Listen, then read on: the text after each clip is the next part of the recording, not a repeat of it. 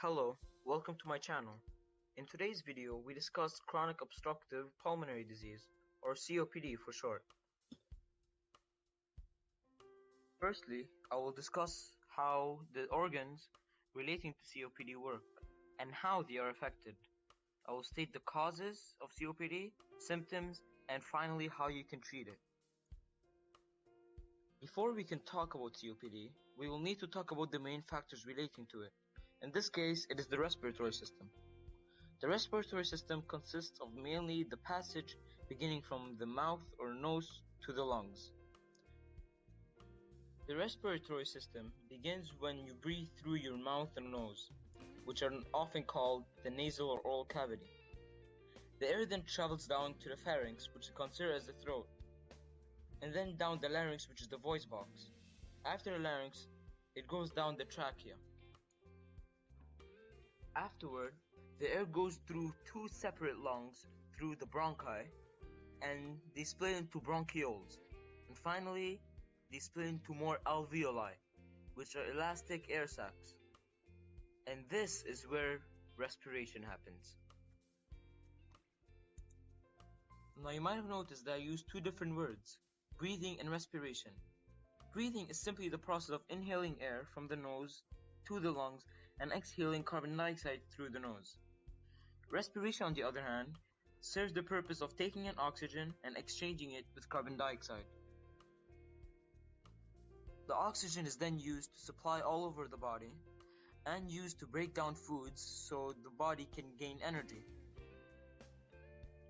There are two types of respiration, aerobic and anaerobic respiration. Simply put, aerobic respiration requires energy, while anaerobic respiration doesn't. The chemical equation for aerobic respiration is oxygen reacted with glucose to carbon dioxide plus water plus energy. Anaerobic respiration is simply glucose, which is then reacted into lactic acid plus energy. As in right now, while you're watching this video, you are using aerobic respiration since you're sitting down and you're breathing calmly. That means you are intaking enough oxygen for the body to use. However, if you were to do cardio, such as running, you'll be using anaerobic respiration. This would be because you would not be able to catch your breath, meaning you would not have enough oxygen to perform aerobic expiration. Let's talk about some points of aerobic and anaerobic respiration. Aerobic respiration requires oxygen, while anaerobic does not.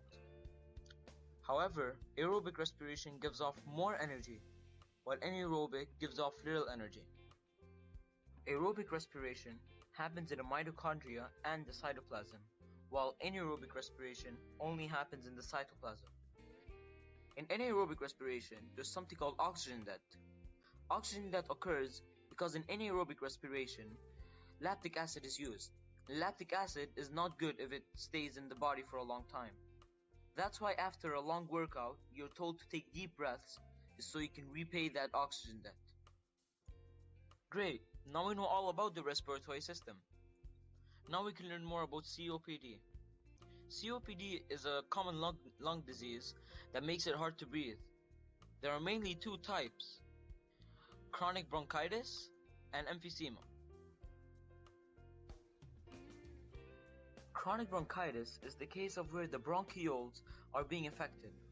Firstly, the cells will be inflamed as a first reaction from the cells, and it would not be enough, so the body panics and ends up secreting abnormal amounts of mucus. And since the body is getting harmful air day after day, the inflammation is permanent.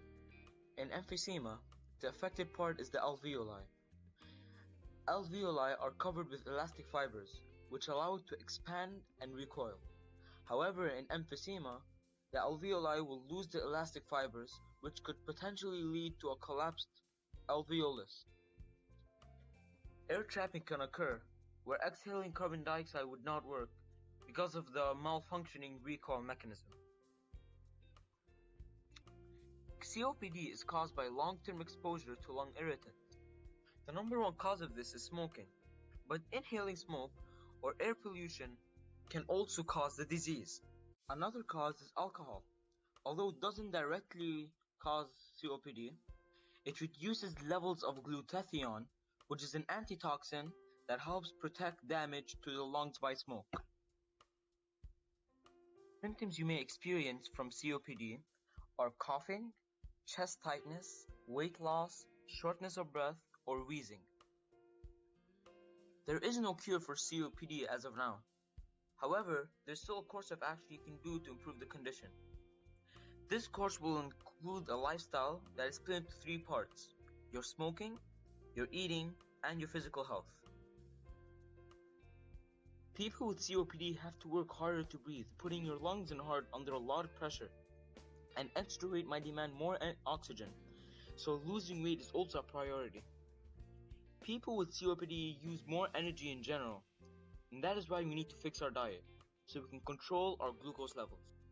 First of all is smoking. This is the most important factor, as this will prevent your condition from worsening, since it's the main cause. So it is your priority to stop it. In order to stop smoking, you can try one of the following things. Set a date in each month or week or year to reduce a certain amount. A good example is stopping 1 cigarette a day after 1 month, then strictly limiting the amount of cigarettes per day. Find other alternatives. This could be either nicotine pills, chewing gum, or anything that you prefer that you'd rather do other than smoking, and get used to them so you would not want to smoke anymore. Find a better hobby. Stay active, get busy.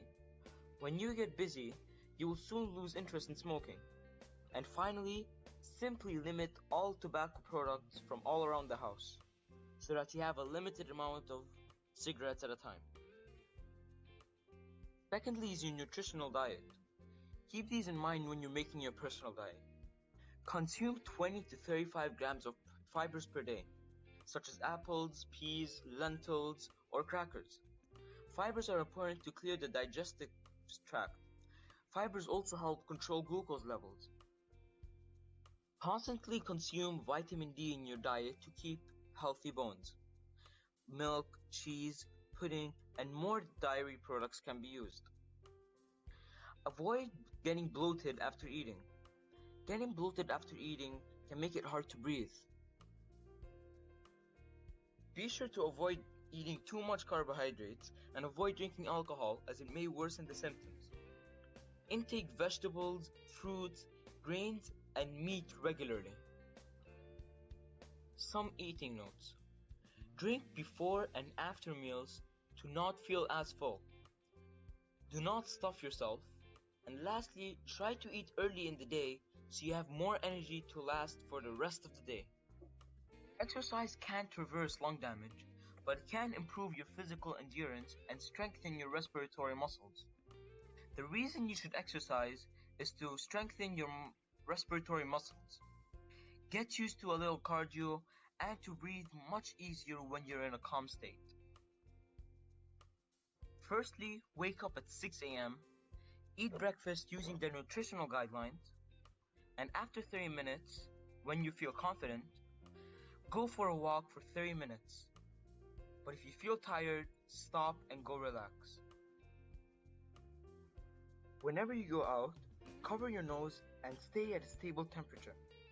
If your temperature is too hot or too cold, there will be a flare-up, meaning the symptoms will get much worse. After every week, increase your walk to a slight jog depending on your state. You can take small steps, but be sure to keep it up at a stable pace. Once you can breathe better, try to sleep early at 11 p.m. to wake up normally at 6 a.m. more comfortably. Be aware of the following: the weather, your nutrition, your sleep schedule, and most importantly, do not push yourself. Doing that will get you in severe conditions worse than it was before. Well, that's it for this video. Hopefully you learned more about COPD, how it works, and how to treat it. Be sure to comment, like, share, and subscribe to my videos so you won't miss a thing. Well, that's it from me. Peace.